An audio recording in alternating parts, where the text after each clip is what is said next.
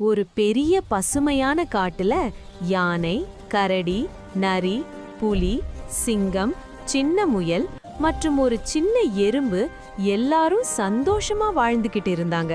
ஒரு நாள் சின்ன முயலுக்கு ஒரு கேள்வி வந்தது. அது யோசித்தது, இந்த காட்டுல யார் உண்மையிலேயே பலசாலி? முயல் ஒவ்வொரு விலங்கிடமும் போய் கேட்டது. யானை, நான் தான் பலசாலி, நான் பெரியவன், எனக்கிட்ட நிறைய பலம் இருக்கு.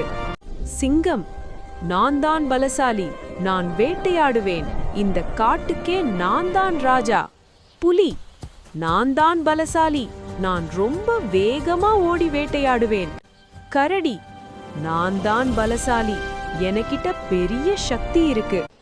நரி, நான் தான் பலசாலி, நான் ரொம்ப புத்திசாலி, தந்திரமா யோசிப்பேன். முயல் சின்ன எறும்ப பார்த்து சிரித்தது. நீ ரொம்ப சின்னவன், நீ எப்படி பலசாலி? அதை எல்லா விலங்குகளும் சிரித்தார்கள். சின்ன எறும்பு அமைதியாக சொல்லியது, ஆமாம், நான் சின்னவன்தான். ஆனா நான் உங்க காதுக்குள்ள போனா நீங்க அமைதியா இருக்க முடியுமா? உடனே எல்லாரும் சைலண்ட். அனைவரும் யோசித்தார்கள்.